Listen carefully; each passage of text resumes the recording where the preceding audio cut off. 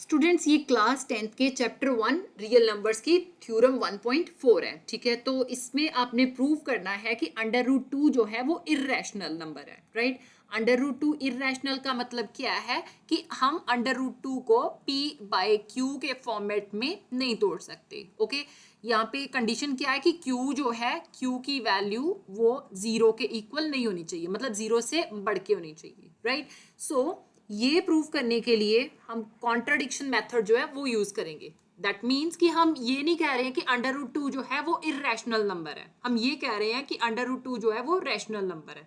ठीक है, तो कॉन्ट्राडिक्शन लगाने के लिए let us assume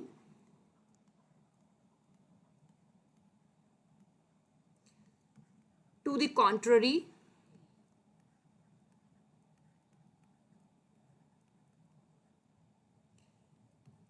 that under root 2 is rational number।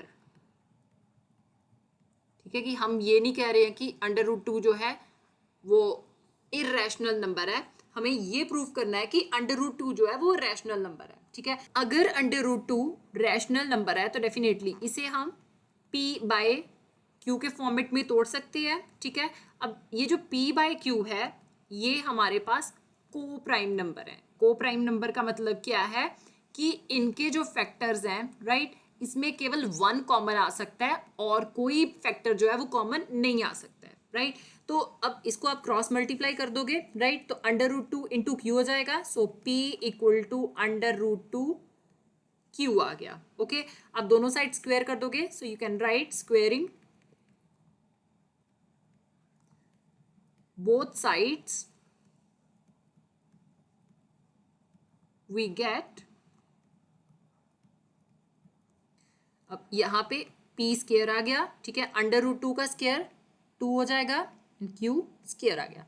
Right, अब किसी भी जो इंटीजर है उसके साथ अगर 2 मल्टीप्लाई होगा तो डेफिनेटली उसको वो इवन नंबर में कन्वर्ट कर देगा। दैट मीन्स कि हमारे पास जो p है वो श्योरली 2 के साथ डिविजिबल है। सो you can right p square is divisible by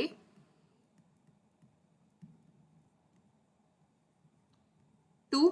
ठीक है, अब थ्योरम 1.3 में हमने किया था कि अगर p स्क्वायर जो है वो डिविजिबल बाय 2 हो रहा है तो डेफिनेटली जो p है वो भी डिविजिबल बाय 2 होना ही चाहिए। ठीक है, तो इसे हम फर्स्ट कंडीशन कह देंगे। राइट, यहाँ पे obviously p square equal to 2 q square आ गया। ठीक है, तो p जो है डेफिनेटली वो भी 2 के साथ डिवाइड हो सकता है। ठीक है, और हम जो नया इंटीजर है, ठीक है, उसको हम r अज्यूम कर लेते हैं। ओके, अब r जो है ये कोई भी इंटीजर हो सकता है। You can right r is any integer. Okay, अब इस वैल्यू का भी हम स्क्वायर कर सकते हैं। सो you can write squaring both sides we get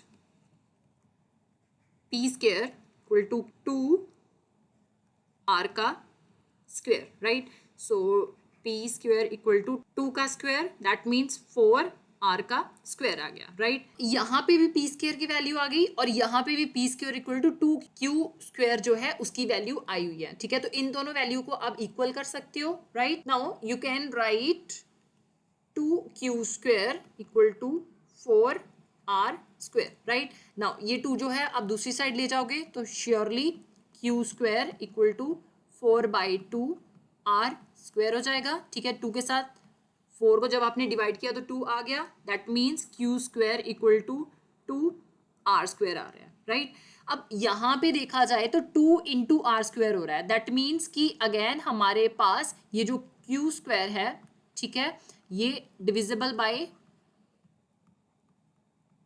2 हो सकता है एंड सो एज q जो है वो भी डिविजिबल बाय 2 होएगा अकॉर्डिंग टू द थ्योरम 1.3। अब अगर देखें तो ये हमारे पास सेकंड कंडीशन आ गई। राइट, नाउ फर्स्ट कंडीशन में जो है उसमें भी हमारे पास जो पी स्क्वायर है, ठीक है, वो ये कह रहे हैं कि ये डिविजिबल बाय 2 है। सेकंड कंडीशन में क्यू स्क्वायर जो है उसको भी डिविजिबल बाय 2 बता रहे हैं। लेकिन अगर हम ऊपर अपनी स्टेटमेंट देखें तो यहाँ पे क्या बात हो रही है कि under root 2 equal to P by Q, और P एंड Q जो है वो को प्राइम नंबर है। को प्राइम का मतलब क्या है कि इनका जो कॉमन फैक्टर है वो केवल 1 आ सकता है और कोई नहीं आ सकता। ओके, लेकिन अगर आप देखो तो P जो है उसका भी कॉमन फैक्टर 2 आ रहा है और Q जो है उसका भी कॉमन फैक्टर जो है वो 2 आ रहा है। ठीक है, दैट मीन्स कि जो ऊपर वाली स्टेटमेंट हम कह रहे हैं वो गलत हो रही है। Right, you can right from condition 1 and 2 P and Q having common factor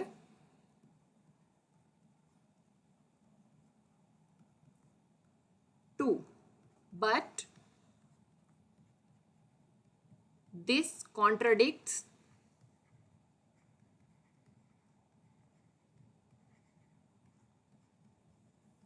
the fact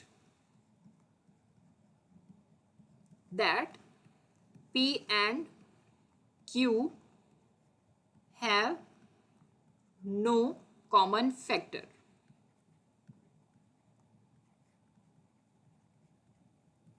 other than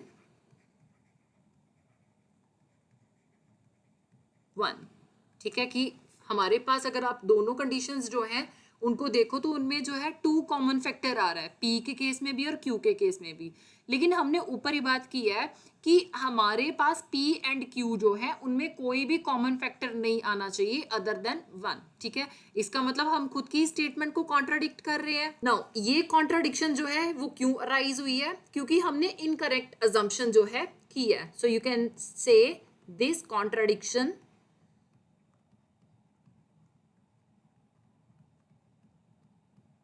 has arisen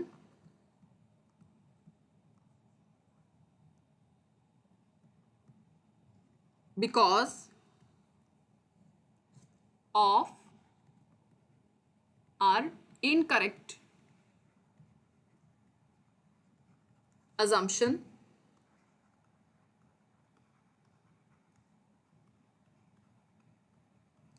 that under root 2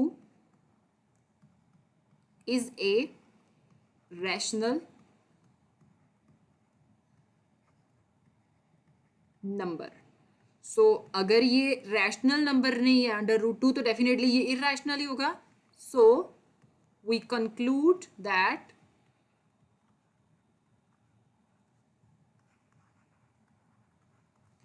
under root 2 is irrational।